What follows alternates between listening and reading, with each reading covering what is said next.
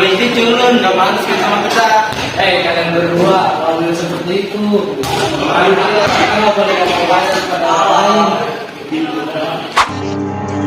Bullying atau perundungan biasanya dilakukan oleh seseorang atau sekelompok orang yang lebih kuat kepada mereka yang lebih lemah. Kuat di sini bisa dari fisik, status sosial, atau jabatan. Contohnya aja kayak Giant yang punya fisik lebih kuat dan besar kepada Nobita yang fisiknya lebih kecil dan lemah. Tapi bukan berarti orang-orang yang lebih kuat itu selalu jadi pelaku bullying ya. Ada faktor lain yang membuat seseorang melakukan bullying. Misalnya, si pelaku bullying juga merupakan korban kekerasan di keluarganya. Atau si pelaku bullying akan lebih diakui oleh circle pertemanannya ketika dia ngebully orang lain. Perilaku bullying menimbulkan bekas luka bagi korban. Bukan hanya luka fisik, tapi juga luka psikis dalam jangka panjang. Kayak mengalami gangguan kecemasan, tidak percaya diri, bahkan menjadi depresi. Bukan hanya bagi korban, tapi juga bagi pelaku bullying. Karena tidak jarang, si pelaku juga bisa jadi si korban karena melakukan bullying. Kalau sudah seperti itu, kasus bullying menjadi lingkaran setan yang tidak ada akhirnya. Maka dari itu, mari kita hentikan bullying yang ada di sekitar kita. Karena apapun alasannya, perilaku bullying merupakan tindakan tidak terpuji. Ayo kita bangun iklim saling menyayangi dan mengasihi, baik di dunia nyata atau di dunia maya. Dan tanamkan pada diri sendiri untuk saling menghargai, karena kita semua setara sebagai sesama manusia.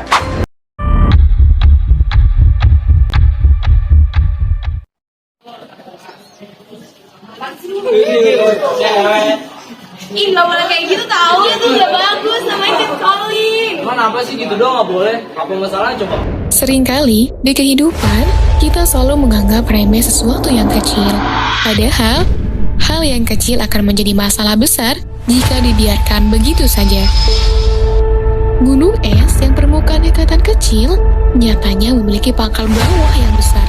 Begitu pula dengan kekerasan pada perempuan. Data yang tercatat dalam catatan tahun ialah hanya sebagian kasus yang dilaporkan dari sekian banyak kasus yang terjadi di masyarakat.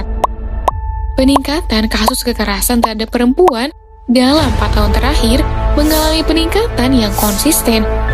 Pada tahun 2019, sudah tercatat 471 kasus yang terjadi di Indonesia.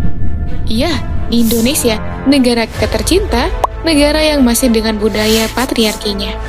Pernah gak sih kalian berada di ruang publik, lalu orang yang tidak dikenal memanggil kalian? Bukan panggilan nama ya, tapi dengan panggilan yang bertujuan menggoda atau juga berupa siulan. Hal ini disebut dengan catcalling. Ya, salah satu bentuk pelecehan seksual secara verbal. Umumnya, catcalling ini korbannya adalah perempuan. Apalagi kalau cowok-cowok lihat cewek-cewek cantik atau seksi dikit aja, jangan ditanya, pasti langsung di swill. Sebuah jurnal ilmiah disebutkan dampak psikis yang bisa muncul pada korban pelecehan seksual seperti catcalling adalah depresi, merasa risih, tidak nyaman, marah, takut ketika berjalan sendiri, dan bahkan merasa tidak dihargai.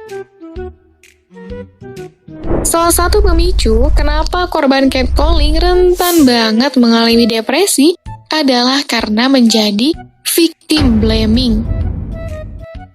Udah jadi korban, tapi malah disalah-salahin juga. Mengapa orang-orang melakukan catcalling? Pada umumnya, ini berkaitan dengan pertama, budaya patriarki. Pandangan bahwa laki-laki memiliki kekuasaan lebih tinggi daripada perempuan, sehingga perempuan dipandang lemah dalam berbagai aspek. Kedua, dorongan seksual dari pelaku. Keinginan pelaku untuk menyalurkan hasrat nafsunya kepada korban dengan harapan ada umpan balik. Ketiga, ajang unjuk diri. Pelaku yang melakukan catcalling akan memposisikan dirinya paling berkuasa dan kuat di hadapan orang sekitarnya. Keempat, minim edukasi. Kurangnya edukasi terkait dengan sex education terhadap masyarakat. Kelima, hanya iseng.